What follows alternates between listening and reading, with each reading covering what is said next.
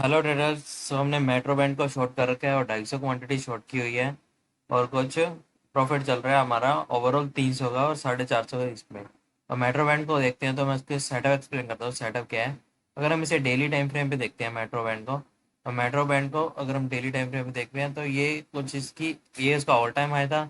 इसने इतनी बड़ी कैंडल के साथ ब्रेक किया, 15% का मूव आया, उसके बाद एकदम से शार्प सेलिंग आएगी। यहाँ से आगे इसको एक पुल बैक लेना चाहिए था, बट ये पुल बैक बिल्कुल भी इसमें बाई के साइन नहीं है। आप देख सकते हो आज की कैंडल के वॉल्यूम देखो, इसको वॉल्यूम है ये बिल्कुल ही जमा नीचे तक है। मैं दिखा भी नहीं पा रहा हूँ ढंग से कि ये वॉल्यूम है, ये होता है वॉल्यूम। ये बाकी थोड़े फिर भी नॉर्मल वॉल्यूम है, ये वॉल्यूम है, ये वॉल्यूम है। मतलब बाइंग में बिल्कुल भी इंटरेस्टेड नहीं है लोग मेट्रो बैंड में।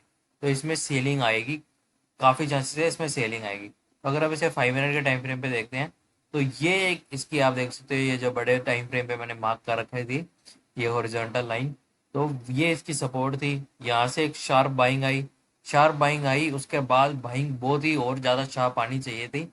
बट आप देख सकते हो कितनी वीक वीक कैंडल्स बनी। ग्रीन कैंडल ऊपर गई, फिर नीचे आ गई, फिर ये ऊपर गई। ये एक ही कैंडल अच्छी बनी, इसके बाद एक दो कैंडल्स और अच्छी बनती तो हमें कंफर्म हो जाता कि बाइंग ही आएगी। और वैसे भी हम बाइंग इस ट्रेंड लाइन को ब्रेक करने के बाद ही बनाने वाले थे। और उसके बाद फिर से ये ग्रीन कैंडल दबा दी, फिर रेड कैंडल दबा दी, और फिर एक रेड कैंडल, फिर एक ग्रीन कैंडल। ऐसे बिल्कुल दबा के चल रहे थे जैसे बिल्कुल भी कोई भी इंटरेस्टेड नहीं हो बाइंग में। तो जो कि साफ क्लियरली इंडिकेट करता था कि बाइंग नहीं आएगी। तो जैसे इसने प्रीवियस रेड कैंडल का लो ब्रेक किया, मैंने पोजीशन बना ली है और अराउंड 1:2 का टारगेट रखा है। 1.23% का टारगेट है और 0.6% का अराउंड एसएल है। सो आगे जैसा होता है गाइज आपको अपडेट करता हूँ। हेलो डीलर्स, सो हमारा स्टॉप लॉस हिट हो चुका है। आप देख सकते हो कि 1852 का ओवरऑल लॉस लगा है आज हमें पूरे दिन में। और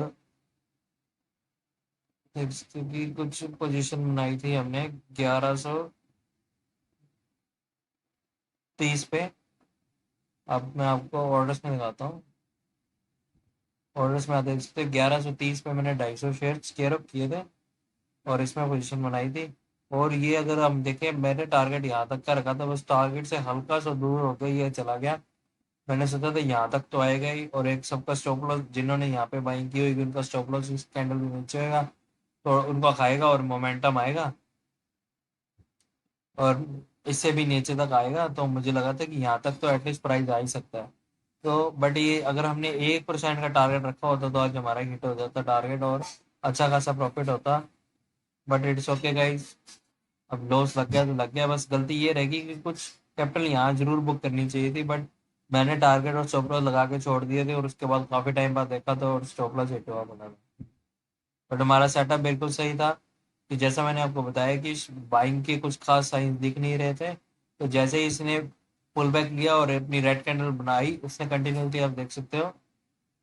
यहाँ पे एक रेड कैंडल्स बनाई, ये रेड कैंडल बनाई, इसका लो नहीं ब्रेक किया, ये रेड कैंडल बनाई, और इसका लो जैसे ही ब्रेक हुआ मैंने यहाँ पे पोजीशन बना ली।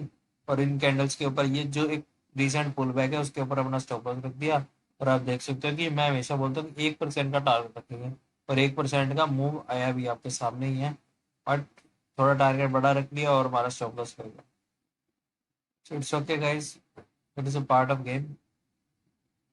तो मिलते हैं guys next trade and next watch.